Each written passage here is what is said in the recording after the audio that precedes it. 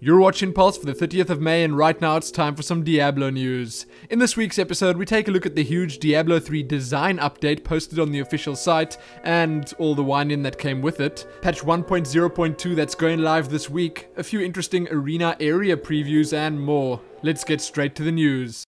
First up, with Diablo 3 out for nearly 2 weeks now, millions of players around the world are storming Sanctuary and joining the battle against the burning hells. At the same time, Blizzard have been working around the clock to make sure we have an epic online gaming experience. And in this latest post on the official site, they tell us about everything that's been happening, everything they are currently working on, and everything we should expect soon. Before we get into all of that though, Blizzard presented us with a few fun and interesting stats that they've collected since Diablo 3's release. Let's check them out. On average, players have created 3 characters each. 80% of characters are between level 1 and 30. 1.9% of characters have unlocked Inferno difficulty. 54% of hardcore players chose a female character. The majority of hardcore deaths, 35%, occur in Act 1, normal difficulty. The most common level 60 build in the game is only used by 0.7% of level 60 characters of that class, and this doesn't even include passive diversity. The most used runes for each class at level 60 are the following. For Barbarian, Best Served Cold. Demon Hunter, Lingering Fog, obviously. Wizard, Mirror Skin. Monk, Peaceful Repose. Witch Doctor, Numbing Dart. Crazy stuff. I didn't actually realize that many hardcore characters died that early on. And I didn't know that many people were actually between level 1 and 30. Interesting indeed. Anyway, now let's look at the actual design update. So I'm gonna sum it all up for you instead of reading the entire thing, but I do recommend checking it out for yourself if you're actually playing the game right now. First up, they talk a bit about patch 1.0.2 that we're gonna be covering right after this piece, so I'll just skip that part. Then we told that in patch 1.0.3, which should also be coming soon, that they will be showing the item level on level 60 or 60 plus items to make it easier to understand why endgame blues are at times stronger than level 60 legendaries. That said, the item level cap is apparently not 60, and some of those really good blues are actually level 63. In patch 1.1, the big PvP patch, legendaries will however be getting a boost, but this boost will not work retroactively. It'll only affect new drops. Kind of sad, but I guess they can't really do it in any other way. Blacksmithing and jewel crafting are both going to be made cheaper to level and use soon. It seems like you will only need 2 gems in order to combine for the next gem up to flawless squares. So if you've yet to level your artisans, it might make sense to wait a little bit before doing so to save yourself a ton of gold. And gems. In closing, Blizzard just tell us that these are only a few of the more prominent issues, and they are still working hard at fixing and smoothing everything out. We were also told that testing of 1.1 is going to be happening on a PTR that we can all join. Fun stuff. I absolutely can't wait for PvP. Anyway, read the full thing below if you're interested. As one added extra to this piece of news below, you can also read about everyone whining, claiming that Blizzard's stats about the players currently in Inferno are totally and completely wrong, and that they are flat out lying to the community. Now I can assure you that after reading everything, checking them for myself, and doing some extra digging of my own, that Blizzard are definitely not lying, and well, it's the same as it always is. We have the minority of the players, the slightly more serious ones out there, being incredibly vocal about everything. Yes, every little thing. I am definitely not saying that Inferno is perfect as it is, and Blizzard are definitely not claiming anything of the sorts, but I do think that people are freaking out a little bit more than they should.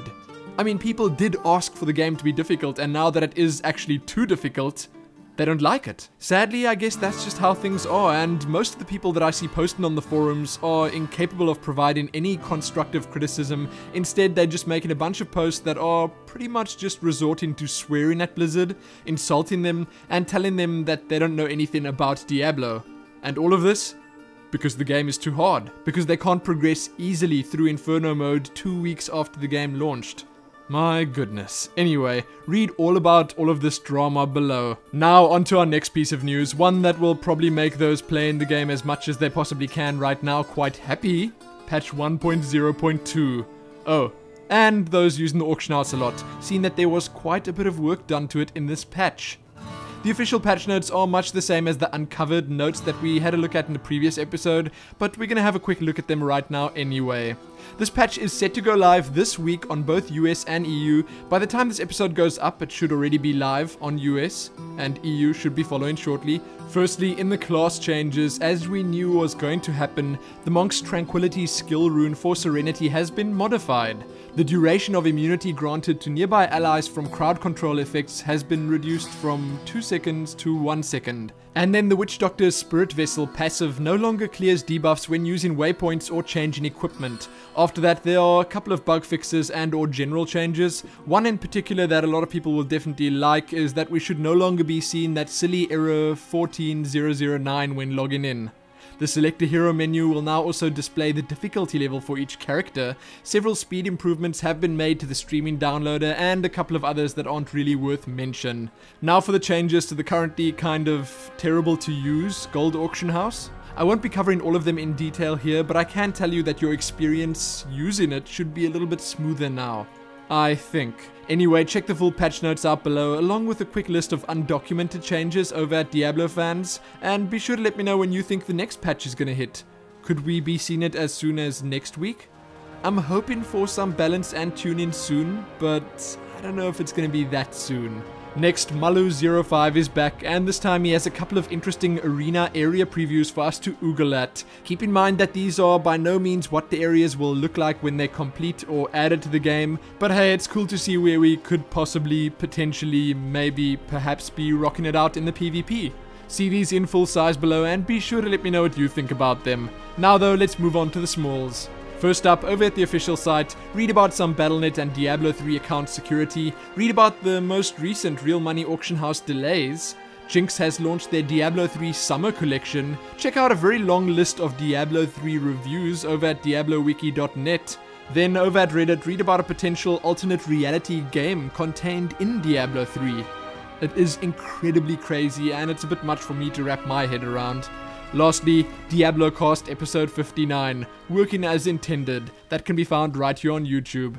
Now I'm going to mention before ending this off that there are a couple of videos below that include interesting farming spots, quick boss kills, and a bunch of other stuff that you might also be interested in. Be sure to check those out too. But that is sadly all I have for you in the news this week. Check back here soon for more, like the video and do all that other good stuff, and most importantly, happy patch 1.0.2.